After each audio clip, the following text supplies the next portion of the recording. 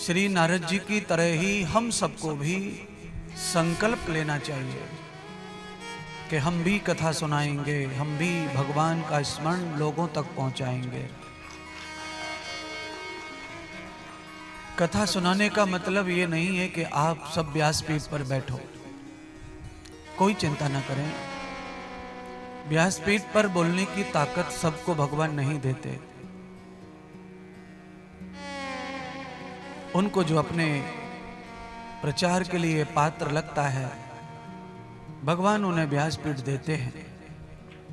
पर भगवान की जो कथा है, उनकी जो चर्चा है, वो हम बिना व्यासपीठ के दिन रात कर सकते हैं। नारद जी को श्रीमद् भागवत कथा में पहले कोई रुचि नहीं थी, और जब उन्होंने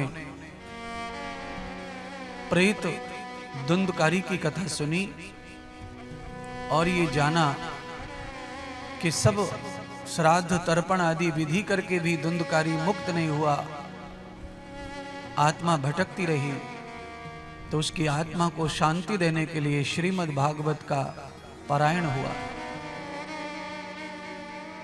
भक्ति, ज्ञान, वैराग्य और तरण मुक्ति की कथा सुनाई। तब धुंधकारी पुनः मानव बनकर प्रकट हुआ।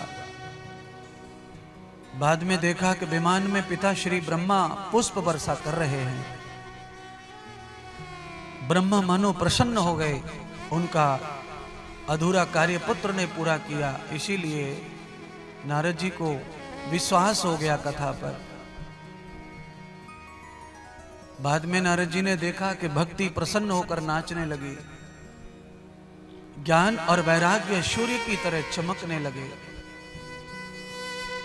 तो श्री नारद जी ने यह व्रत ले लिया कि भागवत ग्रंथ इतना पावरफुल है, इतना महान है कि पितरों के ऋण से उऋण कर देता है, भक्ति को प्रसन्न कर देता है, ज्ञान और वैराग्य को सूर्य की तरह तेजस्वी ओजस्वी कर देता है।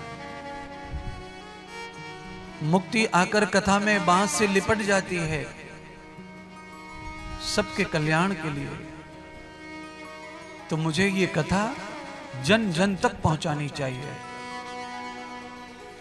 नारद जी ने हाथ में वीणा ले लिया और आदरणीय भक्ति माता ने नारद जी को आचार्य बना दिया। आचार्य का अर्थ प्रचारक ही होता है। आचार्य का दूसरा अर्थ होता है बात को आचरण करने वाला।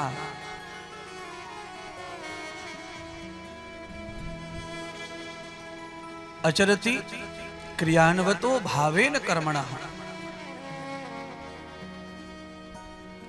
जो हमने सुना और जिसने हमें रूप दिखाया, चमत्कार दिया, उसका आचरण करना ही आचार्य का परम कर्तव्य है, और तभी वो आचार्य कहलाता है।